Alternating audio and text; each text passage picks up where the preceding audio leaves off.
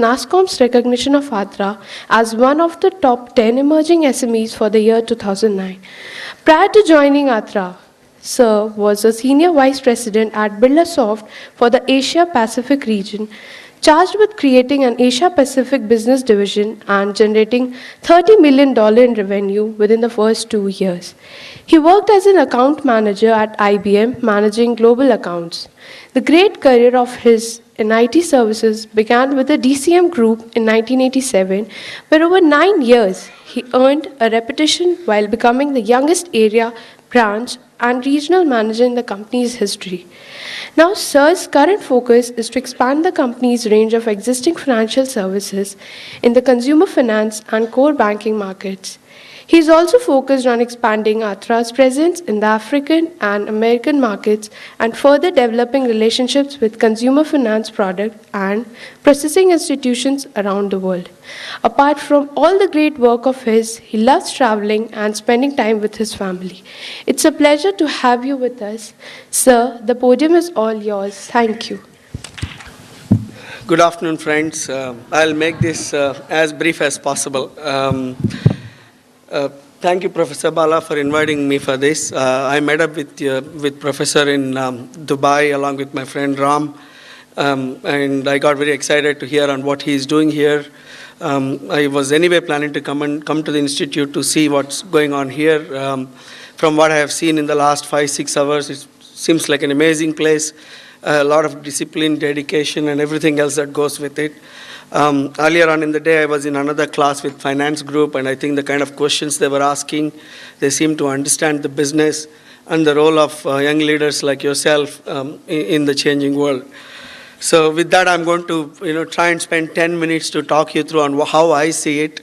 I'm not a HR person, so there are two things that my earlier colleagues here talked about that I have personally broken. I have got into entrepreneurships when I was 42. So thankfully, I broke Anjali's barrier of not starting too late. The second thing is also, I did not believe that HR was a peripheral function. I did not believe even HR was an enabling function. And I thought for a startup company, HR is the function, and that is why I did most of the HR work myself for a number of years before the company grew.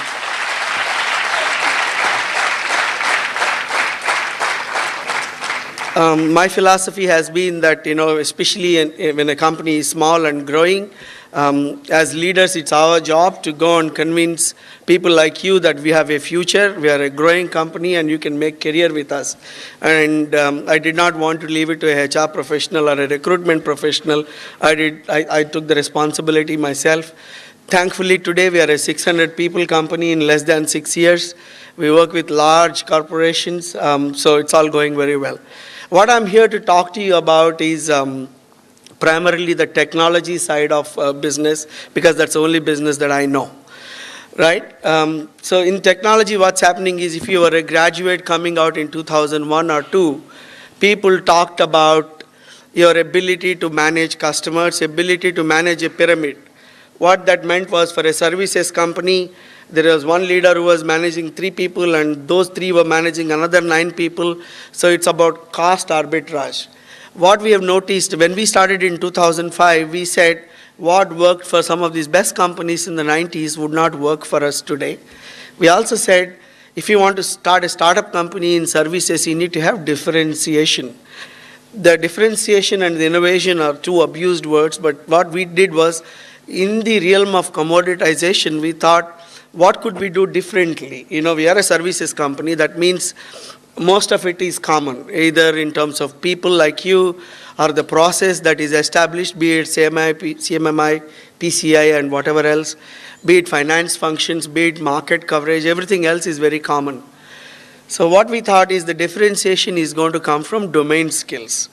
So that is one thing that I'm going to talk to you about today. When we hired people in 2005, fresh people like yourself, what we told them is that be prepared to do the same thing for 10 years, right? This is something that they have not heard, because people are saying you come, you work for 2 years, you'll become a leader, you'll become a manager, and therefore, you will have that kind of a growth. We said your compensation will grow according to your competency, but your job definition will not change. That means we were looking to create specialists. We believe that, especially in the services business, because a lot of low-end work or the low-hanging fruits have already been transformed or transitioned, the kind of work that will happen in our country in the next 5-10 years is going to be about how do you enhance productivity and how do you add value to a business. What we do is we are focused on banking, finance, and payments, primarily around credit cards, loans, and mortgages. So we made sure all our freshers understood what a credit card meant. For a lot of us living in this country, especially in 2005, maybe that has changed a little bit today, is our introduction to credit card is very, very late, 2 years into work life or 1 year into work life. But whereas we were trying to hire people straight off the campus and trying to teach them how to look after customers in the cards business. So the customers would respect you when you have a deep domain knowledge. Your career will get enhanced if you have a deep domain knowledge in what you do. So one myth that we would like you to break is in terms of making sure that growth is not necessarily measured in terms of number of people you manage or the number of the kind of designation you carry. Growth is going to be measured by the competency you build and what value can you deliver to your customers. That's the first thing that we practice in our organization. The second thing that we practice is something that Anjali talked about, is we are trying to do away with these appraisal performance management systems, because we are saying that it's going to be competency led. What happens is, let's say if 10 of you came as one group to our company, obviously all of you will get the same salary, same level on year one. But then as you go, people who have got deep domain skills would try and get compensated faster. They will be fast tracked, and people with lesser domain skills will obviously be left behind. So this is the kind of things that we talk. We are trying to compensate people based on the competency, not necessarily by the number of years that they have got as experience. So that's the second thing that we have done. So by doing some of these unique things, we've been able to achieve phenomenal growth as a company. And the challenges for you guys is, how do you make sure that you don't always look back and say, look, this has worked for my seniors, it's working for my friends that passed out last year, it will work for me. I mean, that is no guarantee. It is just an indicator on what could happen. But you got to try and evolve on what the market trends are, be it manufacturing, retail, auto, financial services, or technology. Try and build a deep domain skills in what you do, and then make sure that you stay relevant to the organization that that you're going to be employed in. With this, I'm going to ask my friend Ram to come here. We'll try and look at some practical, real examples on a daily basis, because both of us have run organizations. So.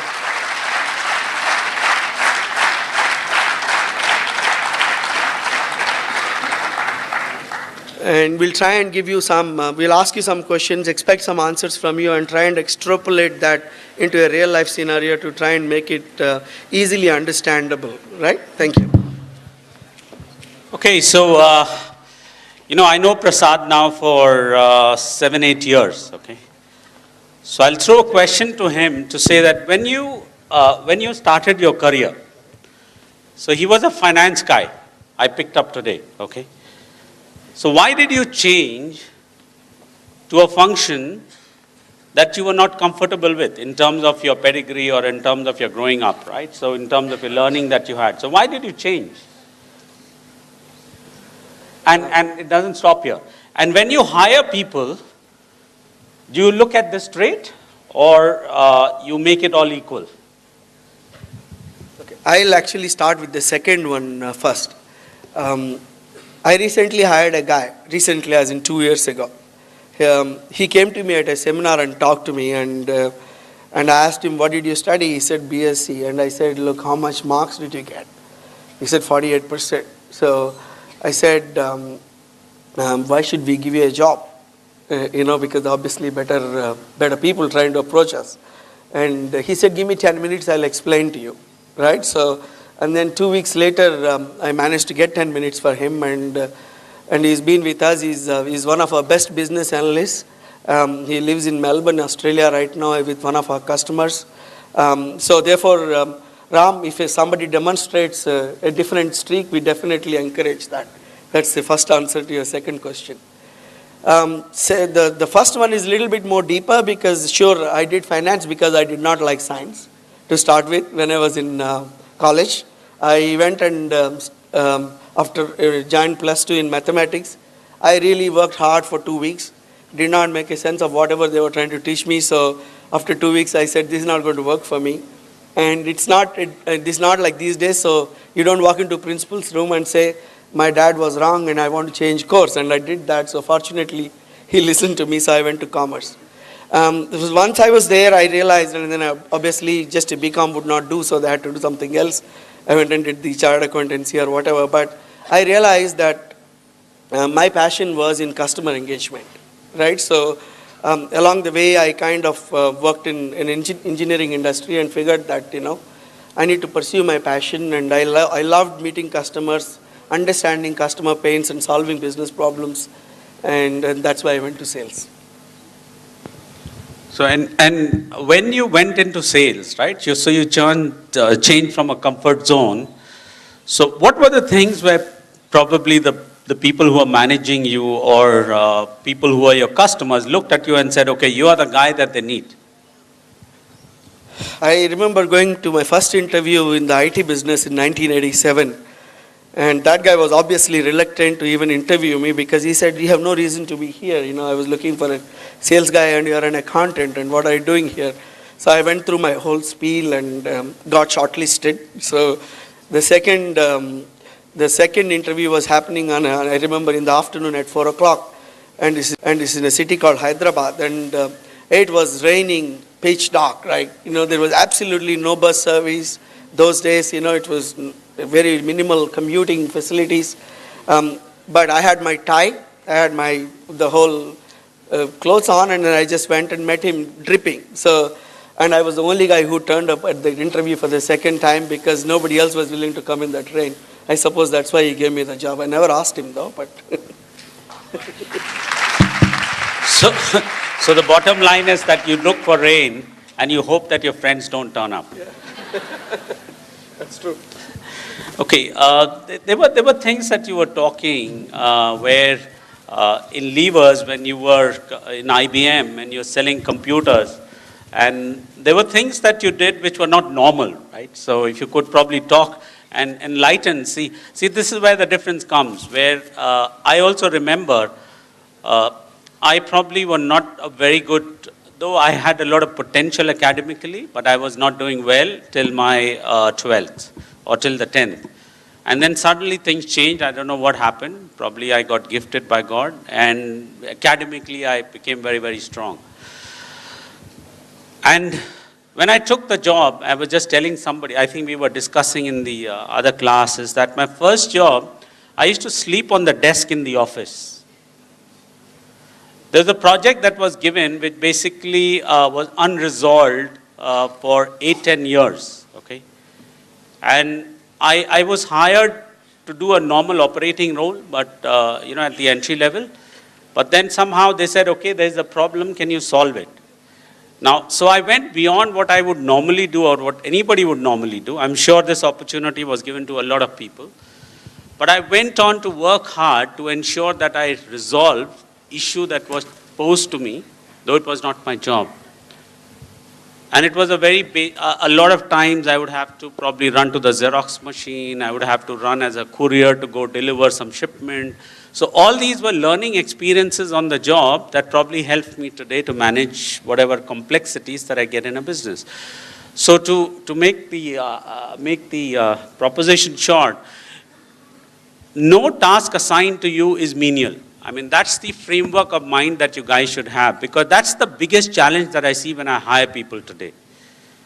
They come with a mindset that they would need a desk job and they need to be an exec very quickly, and not wanting to roll up the sleeves and dirty the hands. Believe me, when there is trouble and you raise up your hand and you come and solve the problem, you will be the one who will get paid in the long run.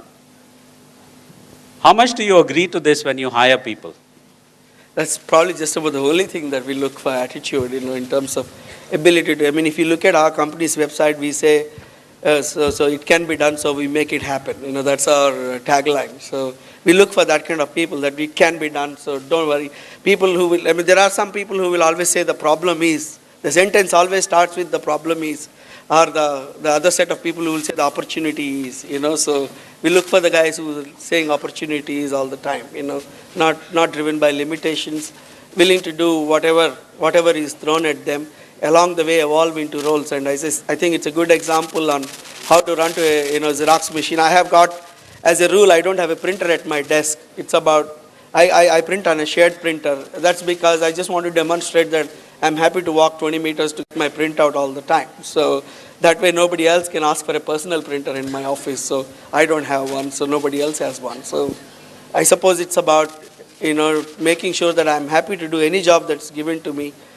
Is a trait that most of the leaders look for when they are hiring. Otherwise, gone are the days where you could put people in silos and say, look, especially in the HR function, and I know a lot of your HR function here, from what I see, a lot of so-called generalists baffle me, because when I interview them, they don't seem to know more than what exactly is in the books in terms of managing 2, 3, 4 small areas.